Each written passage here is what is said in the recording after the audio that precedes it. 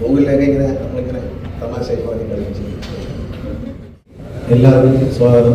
യജ്ഞശാലി വളരെ കുറച്ച് കഥാപാത്രങ്ങളുമായി new generation ഇഷ്ടപ്പെടുന്ന എന്നാൽ പഴയകാല തമാശകളൊക്കെ ഉൾപ്പെടുന്ന ഒരു ഹ്യൂമറസ് ആയിട്ടുള്ള സയൻസ് ഫിക്ഷനാണ്. കണ്ടിട്ടുള്ളവർക്കറിയാം, നമ്മളൊരു 2050 അതിനപ്പുറത്തേക്കും കേരളം എങ്ങനെയാണ്, നമ്മൾ പാരിസ്ഥിതിയോട് കാണിക്കുന്ന പ്രശ്നങ്ങൾ, സമൂഹത്തിൻ്റെ പലതരത്തിലുള്ള സ്വഭാവങ്ങളൊക്കെ വെച്ചുകൊണ്ട് നമ്മളിങ്ങനൊരു ലോകത്തായിരിക്കും പക്ഷേ ജീവിക്കുന്നതെന്ന് തോന്നിയിട്ടുണ്ട്. എനിക്ക് ഇന്നടുത്താണ് ഈ കഥ ആദ്യം പറയുന്നത്. ഞാനൊരു ദിവസം വീട്ടിലിരിക്കുമ്പോൾ ചന്തു എന്നെ വിളിച്ചിട്ട് പറഞ്ഞു, സാർ ഒരു കഥ പറയാനുണ്ട്, ഒന്ന് കേൾക്കുമെന്ന് ചോദിച്ചു. അപ്പോൾ കഥ കേട്ടപ്പോൾ എനിക്ക് ഭയങ്കര ഇഷ്ടപ്പെട്ടു. കഥ കേട്ടപ്പോൾ തന്നെ എനിക്ക് ഇഷ്ടപ്പെട്ടു. വളരെ മനോഹരമായി പറഞ്ഞു, വളരെ കോസ്റ്റ് കുറച്ച് ചെയ്യാമെന്നുള്ളത്. അപ്പോൾ ഞാനൊരു പ്രൊഡ്യൂസർമാരെ തപ്പിക്കൊണ്ട് നടക്കുന്നത്. അങ്ങനെ ഇരിക്കുമ്പോഴാണ് അജിത് വിനായക ഒരു ദിവസം എൻ്റെ വീട്ടിൽ വന്നു. അപ്പോൾ ഈ കഥ ഞാൻ അജിത് വിനായക വേറെ പണം എടുക്കാൻ വേണ്ടി അഭിനയിക്കാൻ വേണ്ടി വിളിച്ചു.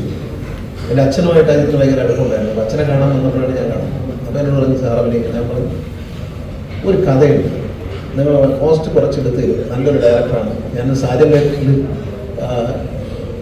ചന്ദ്രൻ അഭിനയിച്ചു. വളരെ കംഫർട്ടബിൾ ആയിട്ടുള്ള ഒരു ഡയറക്ടറാണ്. വളരെ നമ്മളെ മനസ്സിലാക്കുന്ന, നമ്മുടെ മനസ്സിലിരിക്കുന്ന നമ്മുടെ പൊട്ടൻഷ്യൽ മനസ്സിലാക്കി നമ്മളെ യൂട്ടിലൈസ് ചെയ്യുന്ന ഒരു നല്ല സംവിധായകനായിട്ടാണ് ചെറുപ്പക്കാരൻ എനിക്ക് തോന്നിയിട്ടുണ്ട്. കാരണം ഒരുപാട് പടങ്ങൾ ഞാൻ അഭിനയിച്ചിട്ടുണ്ടെങ്കിൽ നമ്മുടെ വീക്ക്നെസ്, നമുക്ക് എല്ലാ മനുഷ്യരും ഒരു നല്ല വശമുണ്ട്, നമ്മുടെ വീക്കായ വശം, അത് മനസ്സിലാക്കിക്കൊണ്ട് നമ്മുടെ ക്യാരക്ടറിനനുസരിച്ച് നമ്മളെ മോഡ് ചെയ്യാൻ ചന്ദ്രു നന്നായി കഴിയും. അത് സാജൻ ബേക്കറിയിലെ അമ്മാച്ചനായിട്ട് ഞാൻ അഭിനയിച്ചിട്ടുണ്ട്. അജുവിൻ്റെയും ജയയുടെ അമ്മാച്ചനുണ്ട്. അതാണ് ഒരു ക്യാരക്ടർ എനിക്ക് വളരെ കംഫർട്ടബിളാണ്. നമുക്കൊരു ടെൻഷനോ കാര്യങ്ങളോ ഒന്നുമില്ല.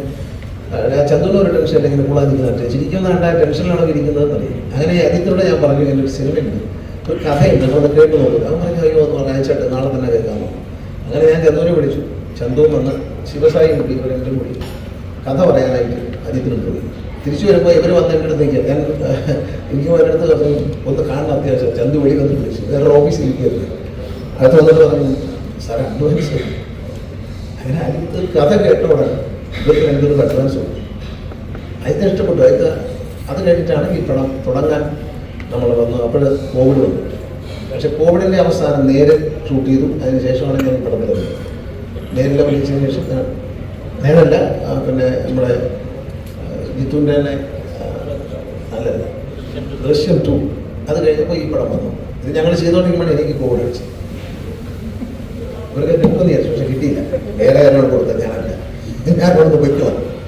പിന്നീട് അത് കഴിഞ്ഞ് ഇലക്ഷൻ വന്നു. അതെല്ലാം ഞങ്ങൾ ഷൂട്ട് ചെയ്തു. ഗ്യാപ്പിന് ശേഷം വീട്ടിൽ ഷൂട്ട് ചെയ്തു. പക്ഷെ ഒരു കുറഞ്ഞ സ്ഥലത്ത് വെച്ചിട്ട് വളരെ രസകരമായി. കാരണം നമുക്ക് ഈ കാരവനിൽ പോയി ഇരിക്കാൻ തോന്നില്ല.